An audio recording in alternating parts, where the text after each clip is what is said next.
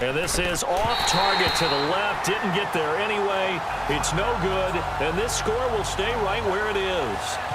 Well, this winds up an empty possession. Everything looked okay. He just never got the ball on target. And knowing him, he'll be disappointed with that effort.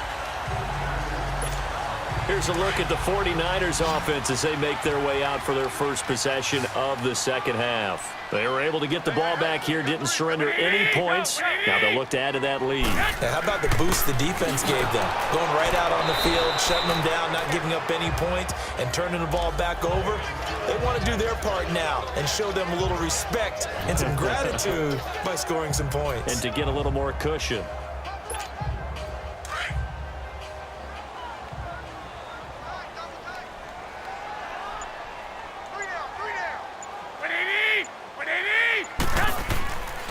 Now the Georgia Southern man, it's Matt Breida.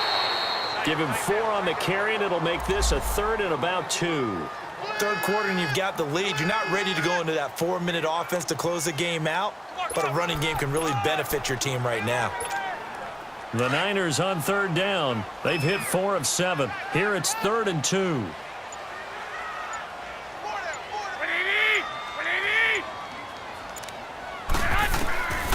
Working from the gun, Garoppolo. He gets this one to Garcon. And he's got the first down yardage before he's brought down at the 42. It's a gain of 4 there, and it gives him a new set of downs. Nice catch right there. Brings to mind the sentence, when in doubt, find your veterans. He used to laugh back in the day when they would call guys like him crafty veterans. You get up in your 30s, you're still playing receiver, but you're around that long at that position, you're doing something right. Just remember this. When he was young, he thought the crafty veteran was simply a guy who couldn't run anymore. Now he understands a little bit better.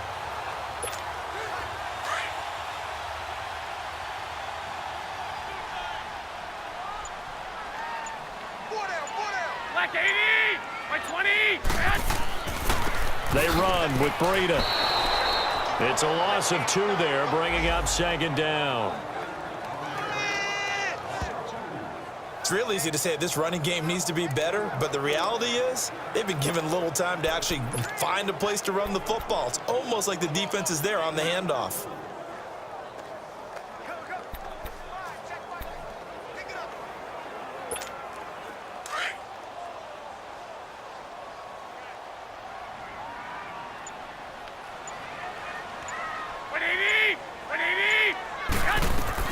Now Garoppolo throwing on 2nd. Throw left side, caught by Goodwin.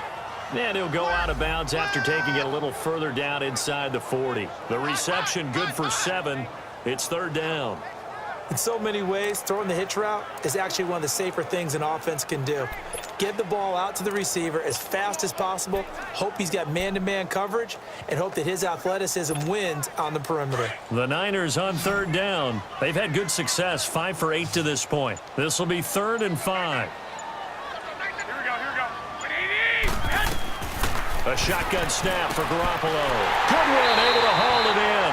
He went over 100 yards in the wild card round. He's over 100 here as well. And a first down. And he's over 100 yards now after that last catch. Already, of course, leading the NFL in receiving yardage. So he's done nothing at all to hurt his cause, to stay in that spot. But I've been so impressed with how he's gotten it done. Body control, route running. How about the way he competes for the football at the end of the play?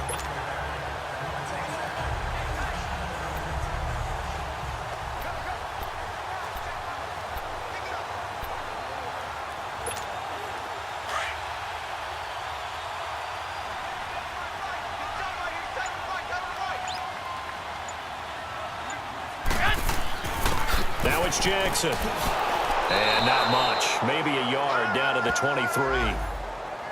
Well, they had that one sniffed out. Excellent run blitz. Stopped that one for a short gain. What makes a good run blitz a good run blitz? The ability to stay on task, to follow up your assignment, go to the gap you're supposed to cover, and not be deterred by anything else.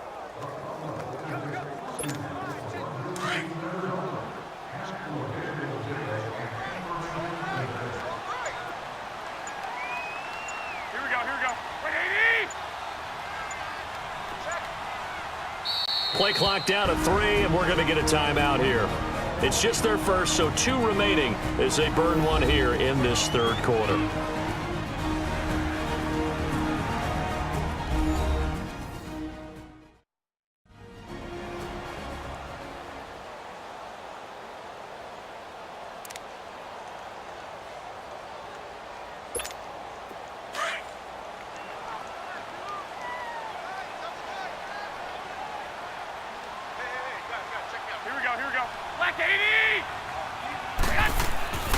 They run again with Jackson. And he's going to fight his way forward here for a modest gain. Give him 6 yards on the carry. It's going to be 3rd and 3 now. Looks to me like maybe there's a little attrition setting in with this drive, because when you see that type of a run, I get the feeling the defense getting a little bit tired. And that's the last thing they need, especially when they look up at the scoreboard. So 2 of 2 on 3rd down conversions on this drive, and now they face a 3rd and 3 here. Now Garoppolo on the bootleg. Right side caught by Jackson. And he's able to pick up the first down before he's tackled right at the 10. They're able to convert on 3rd down, and that sets up a 1st and goal. Brandon, more and more offenses are going to the philosophy of using every inch of the field to try and spread things out. And when you're running back and catch the ball as well, that can only help your offense.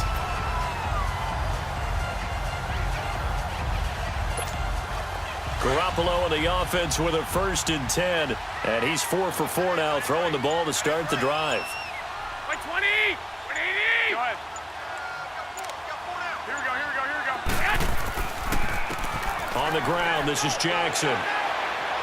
And he's going to take it in. Touchdown, San Francisco. Justin Jackson, his 2nd touchdown on the season. And the 49ers add 6 to their lead. That drive that really increased their cushion felt very military to me. Very precise, methodical. That's one of the words you've taught me.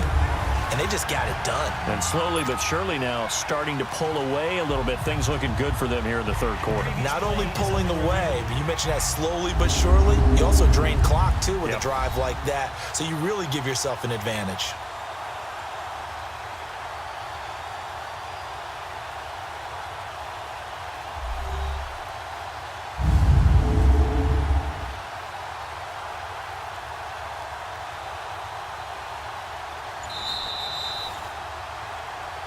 After reviewing the play, the ruling on the field is reversed.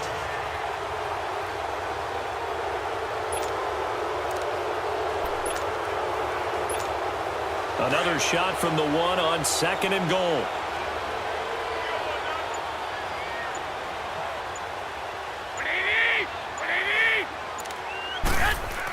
They'll give it to him up the middle. And he is not going to get in as the big bodies stop him at the 1. They're held again, and do we have a goal line stand brewing? It's 3rd and goal. So they held him out on 2nd down, and now here's 3rd and goal. They come out here in the I. And now prior to this 3rd and 1, we're going to get a timeout here. And with that, they're down to 1 remaining here in the 2nd half.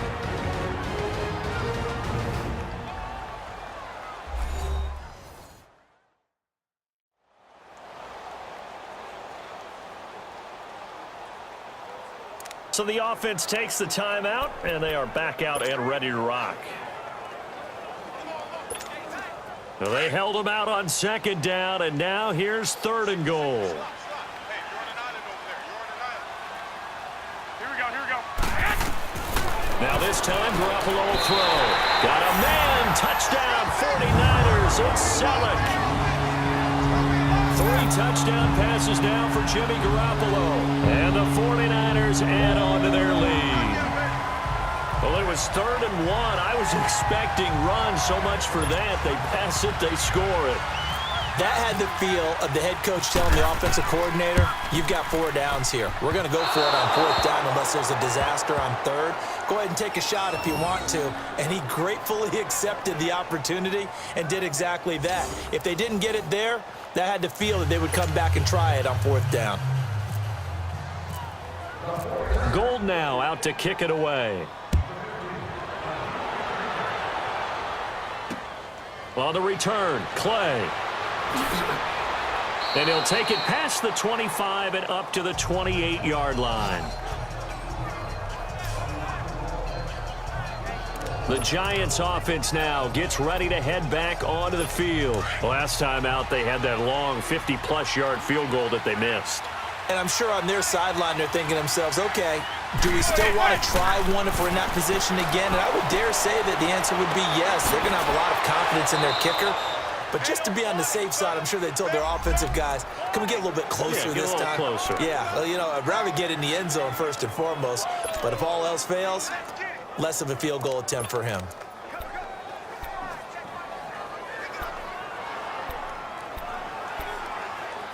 So from inside Niner territory now, this is 1st and 10 at the 34. Here's Manning to throw. Open man right side is Ingram.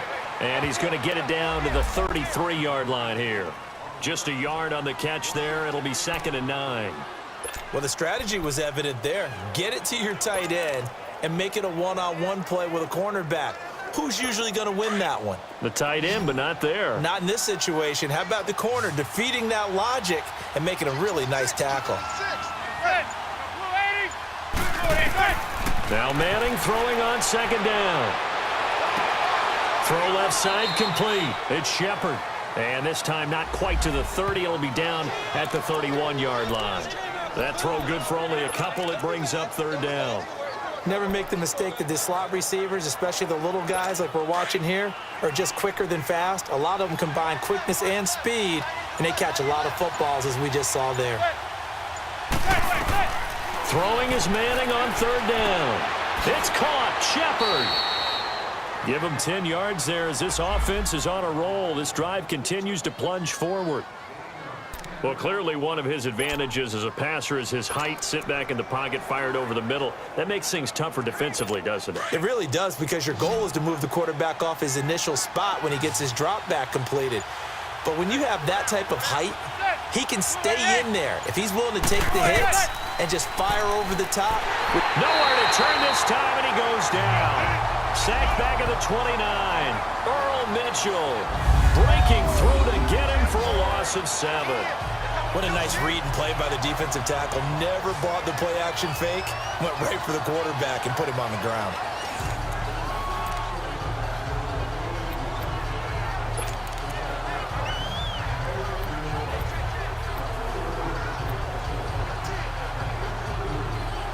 Don't need it all back at once, but you figure they're going to need something here. 17 yards to go on 2nd down. Throwing is Manning. He's going to take a shot for the end zone, and he's unable to grab it. Thought he might have had position, couldn't hold on. 3rd down.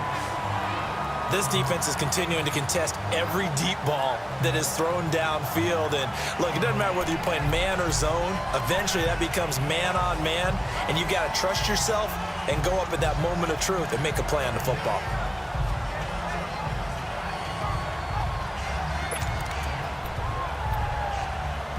The Giants on 3rd down. They've hit on 6 of their 8 tries. Very good. This is 3rd and 17. Working from the gun, Manning. To Barkley on the check down. It'll be a gain of 12, but it will also lead to 4th down. Instead of throwing it downfield, Charles, they just tried to dump it underneath there. You like the call? I do. I think it's a high percentage play because you get the completion, and what you're counting on is your back to use his legs and his elusiveness to make people miss and pick up the 1st down. In this case, it didn't happen. And Rosas puts this one through. And the